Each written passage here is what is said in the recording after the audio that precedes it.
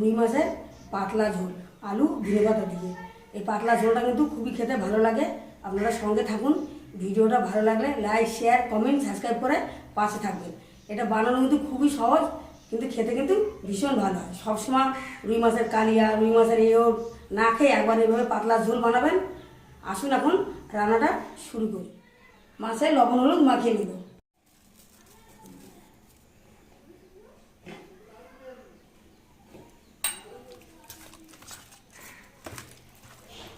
লবণ হলুদ খুব ভালো করে মাখিয়ে নিয়েছি। মাছের ডিমও আছে। তেল গরম হয়ে গেছে, মাছগুলো ভেজে নেব। 4 পিস করে মাছ ভেজে নেব। আমাদের রুই মাছগুলো 1 পিস ভাজা হয়ে গেছে, এখন উল্টে দেবো। একসাথে উল্টে দেবো।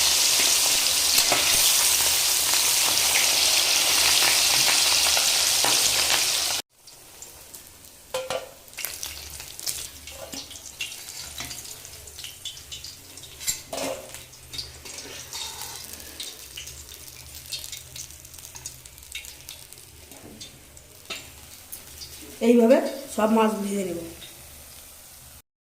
আমাদের মাছগুলো ভাজা হয়ে গেছে, এখন নামিয়ে নেব। আমাদের সব মাছ ভাজা হয়ে গেছে, এখন তরকারিটা রান্না করব। ফোড়ন করে নেব। ফোড়নের জন্য নিয়েছি 5 ফোড়ন। ফোড়নটা খুব ভালো করে ভাজা হয়ে গেছে, 5 ফোড়নে দারুণ সেন্ট বেরিয়ে গেছে।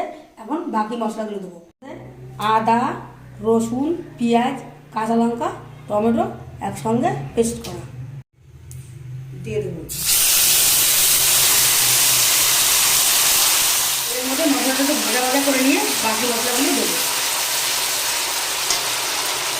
মতন হলুদ দিয়ে দেবো, মতন লবণ,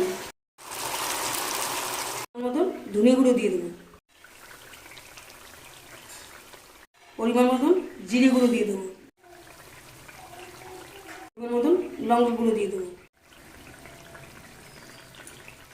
সব মশলা দিয়ে দিয়েছি, খুব ভালো করে কষাবো।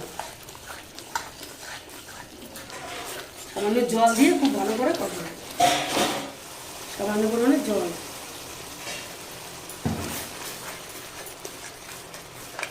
খুব ভালো করে মশলাটা কষিয়ে নিয়েছি, এখন আলুগুলো দিয়ে দেবো। আপনারা এই মাছের ঝোলটা বানানোর জন্য আলুটা ভেজেও রান্নাটা করতে পারেন। আমি আজকে ডাইরেক্ট কাঁচা আলু মশলার মধ্যে দিয়ে খুব ভালো করে কষিয়ে রান্নাটা করি। আলু দিয়ে দেবো।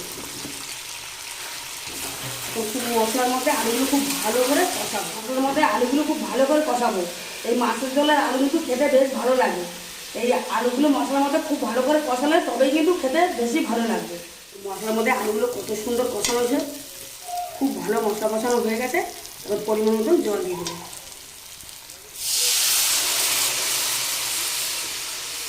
এই ঝোলটা একটু বেশি করে দিচ্ছি, আজকে আমাদের রুই মাছের পাতলা ঝোল হচ্ছে।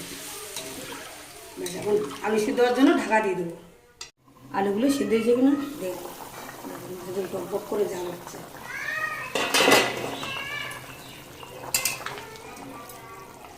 আলু সিদ্ধ তো বাকি আছে। ভেজে রাখা মাছের ডিম দিয়ে দেবো।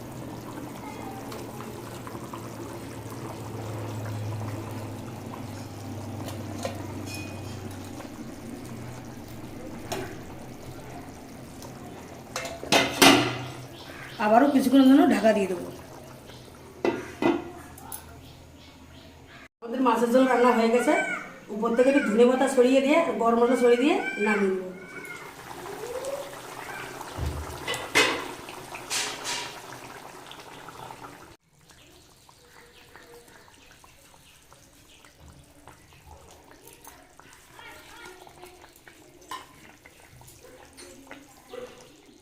গরম মশলা গুঁড়ো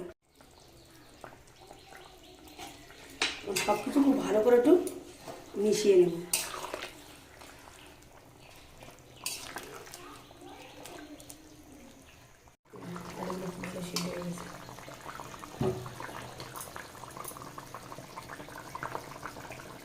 আমাদের রুই মাছের পাতলা ঝোল রান্না করা হয়ে গেছে, নামিয়ে নিয়ে আপনাদের দেখাচ্ছি।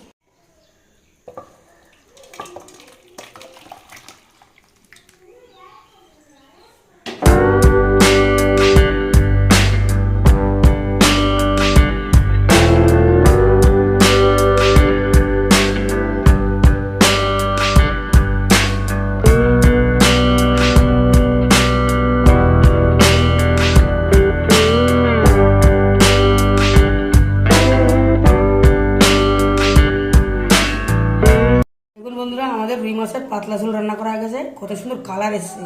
এরকম রুই মাছের ধনে পাতা দিয়ে পাতলা ঝোল গরম গরম ভাতে দুপুরবেলা থাকলে আর কিছু লাগবে না, এই দিয়ে কিন্তু ভাত খাওয়াটা হয়ে যাবে। আজকের ভিডিওটা আপনাদের কেমন লাগলো অবশ্যই কমেন্টে জানাবেন, লাইক শেয়ার করবেন আর চ্যানেলটাকে সাবস্ক্রাইব করবেন। যারা ফেসবুক থেকে দেখছেন পেজটা ফলো করে এইভাবে আমার পাশে থাকবেন। আর অবশ্যই একবার রুই মাছের এইভাবে পাতলা ঝোল বানিয়ে খাবেন, খেতে কিন্তু খুবই ভালো লাগে। আর আপনারা যদি কোনো রেসিপি দেখতে চান অবশ্যই কমেন্ট করে জানাবেন, আমি সেটা বানানোর অবশ্যই চেষ্টা করব। তা দেখা হচ্ছে আপনাদের সঙ্গে পরের ভিডিও।